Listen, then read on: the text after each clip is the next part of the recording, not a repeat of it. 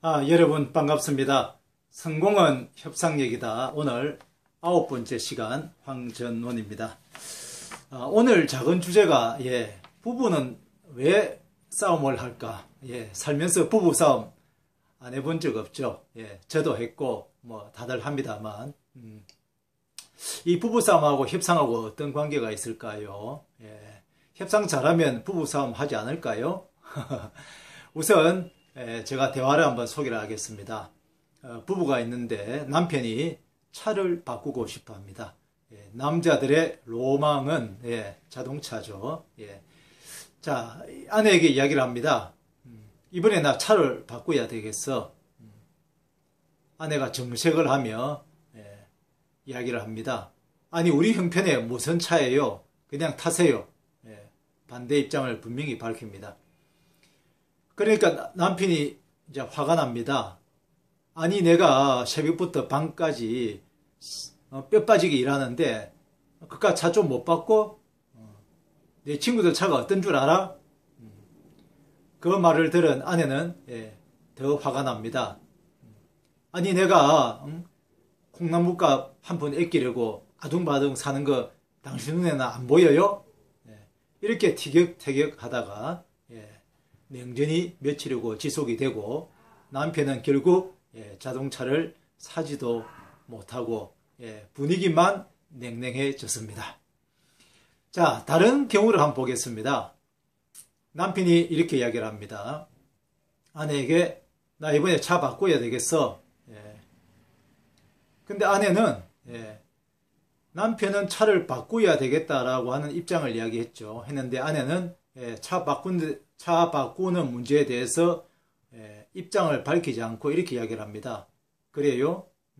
차 바꾸는데 돈이 얼마나 들어요? 남편이 목돈 한 1,000만 원 들고 나머지 월 할부로 한 50만 원씩 매달 넣으면 될걸. 그러니까 아내가 이렇게 이야기합니다.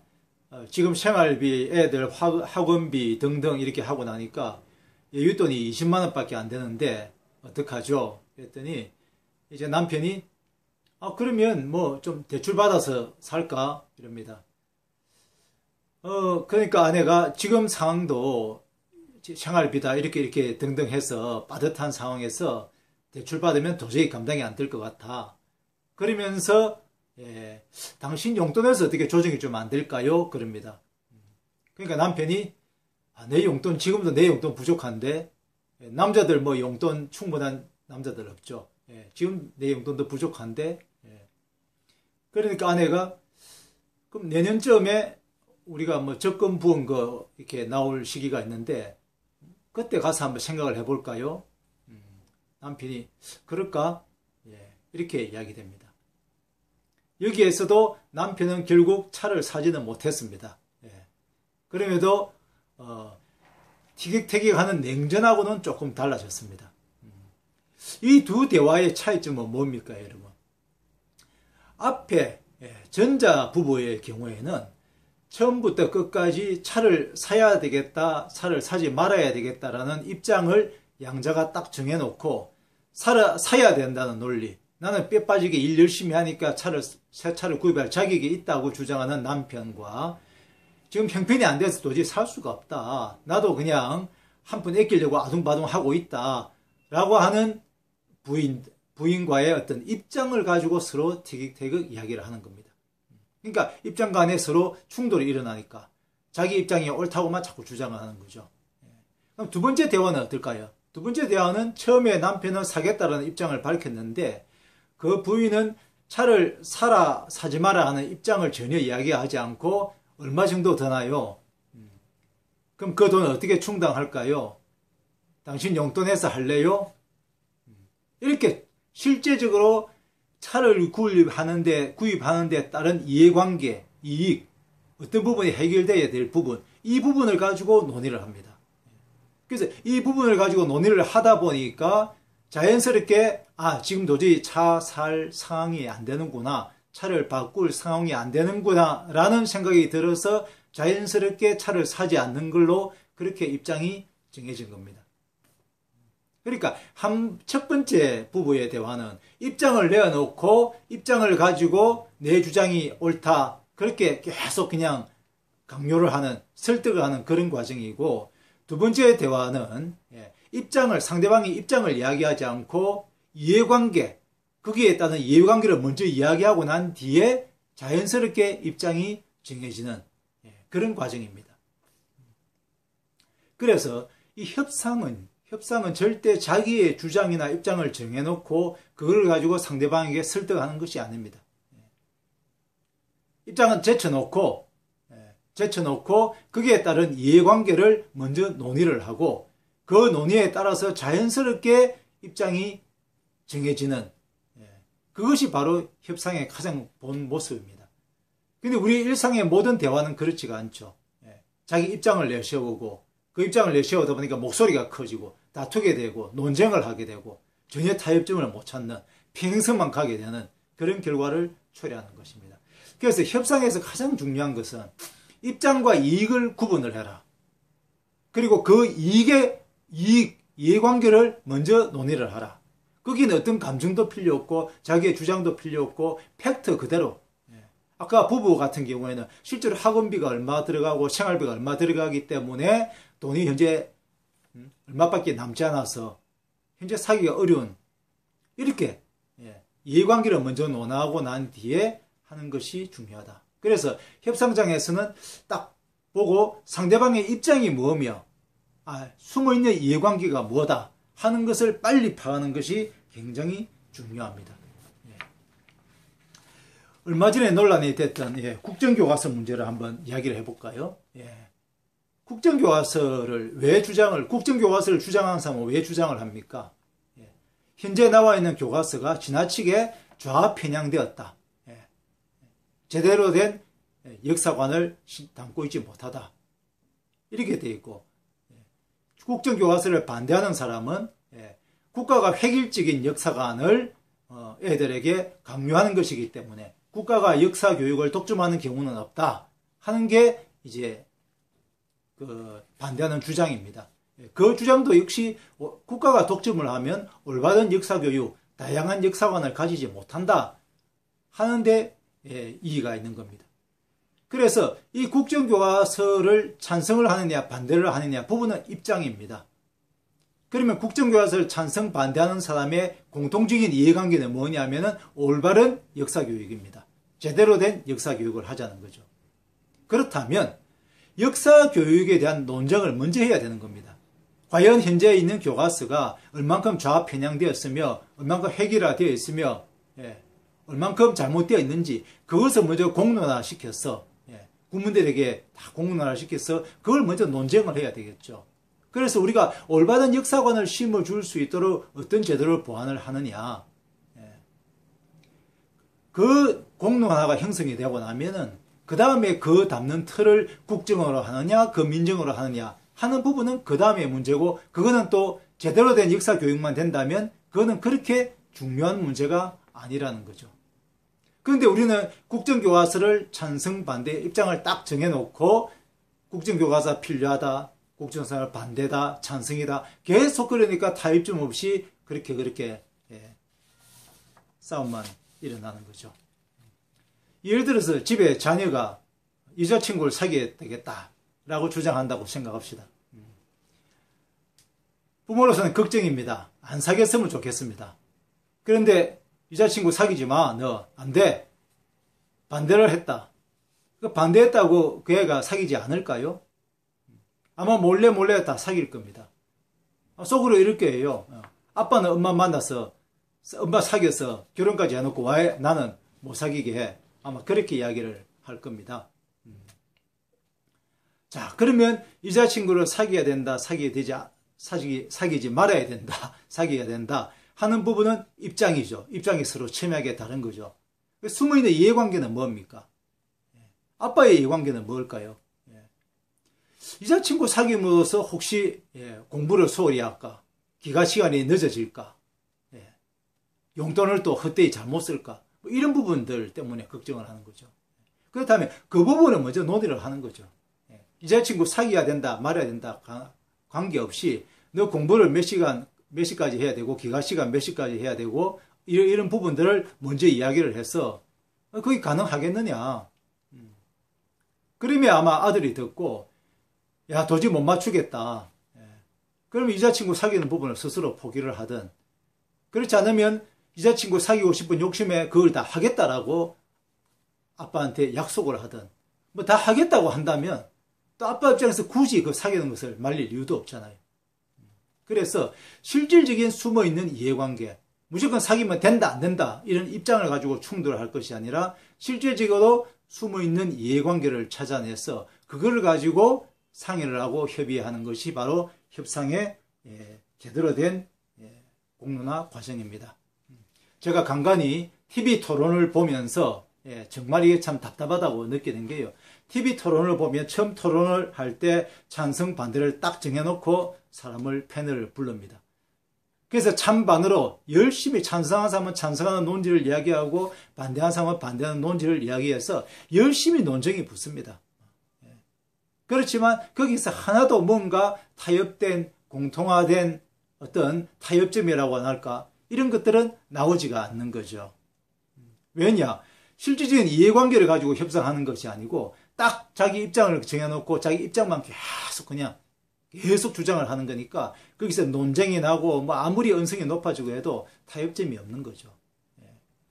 협상에서 타협은 이런 입장이 아니라 숨어있는 이해관계를 가지고 서로 논의를 할 때 그때 타협이 가능한 겁니다.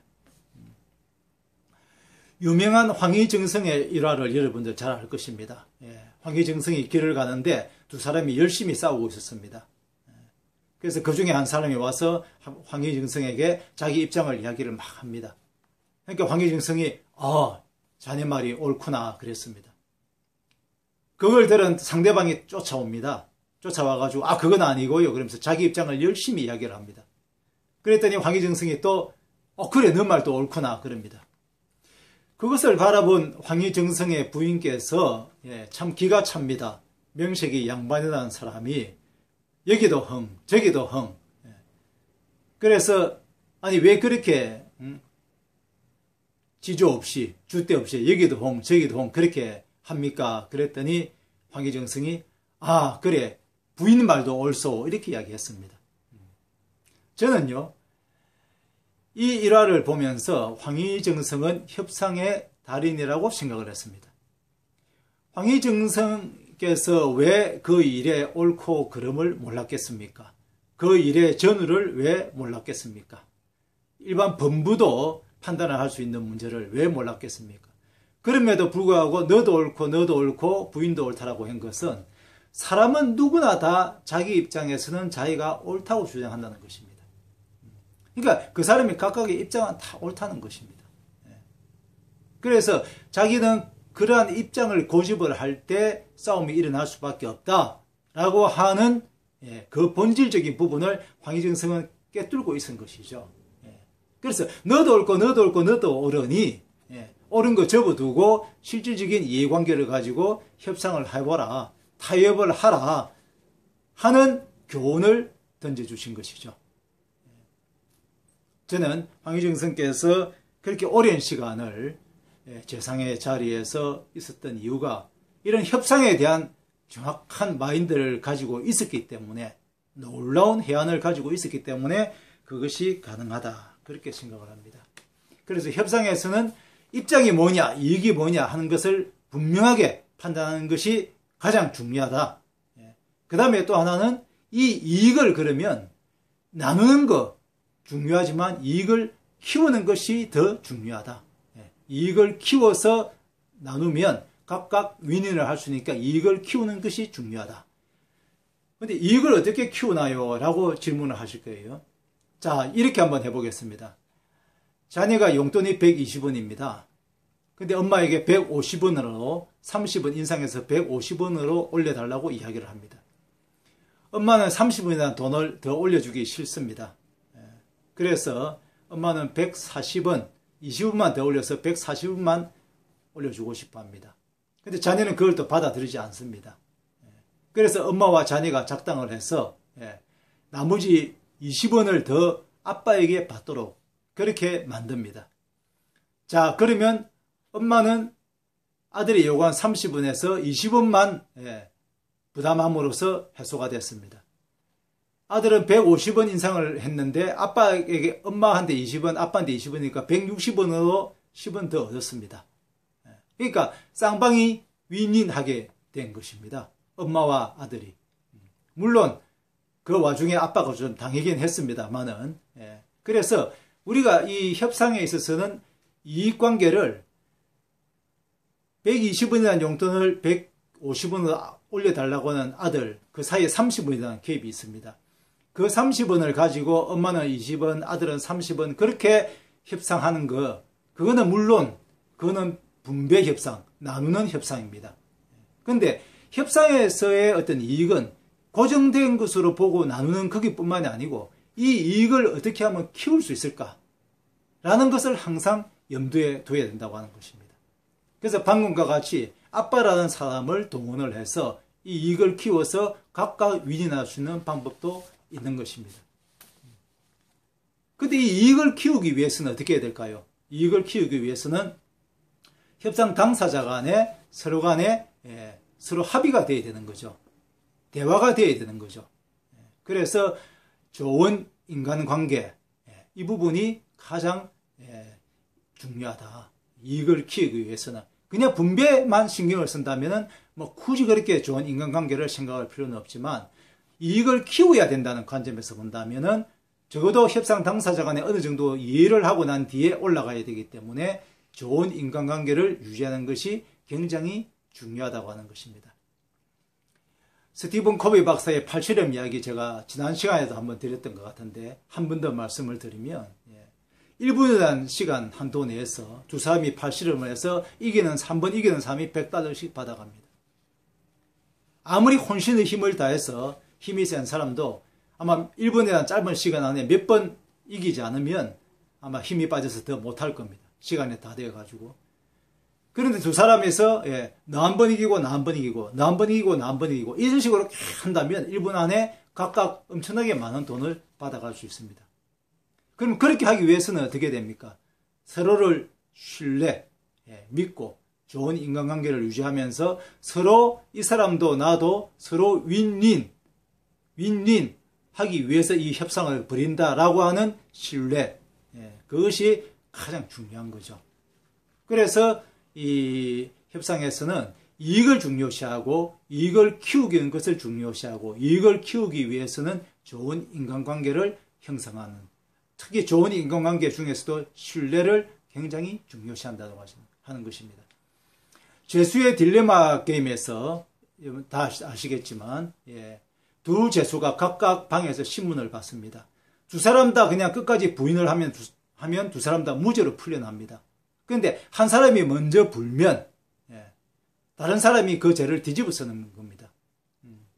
그래서 이 두 죄수 간에 신뢰만 확실히 있으면 둘 다 끝까지 부인을 하면 둘 다 자유의 몸이 될 수 있습니다.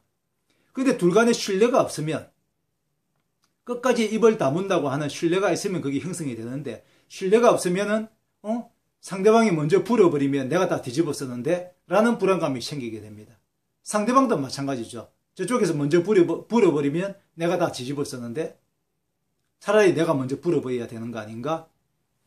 이게 바로 죄수의 딜레마 게임이죠. 그래서 두 사람 간의 신뢰가 얼만큼 중요하냐 하는 것을 보여준 실험이라고 하겠습니다.